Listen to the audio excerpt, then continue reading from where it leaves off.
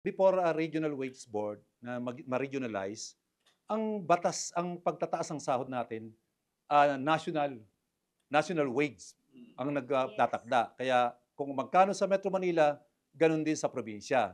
Nagkaroon lang ng pagbabago doon sa panahon ng Herrera Law na na ilagay doon yung um, wage regionalization law na ibinaba ang sahod ng mga manggagawa sa probinsya kumpara sa Metro Manila. Pero Kasi iba daw yung cost of pero living kanyan do'n. eh.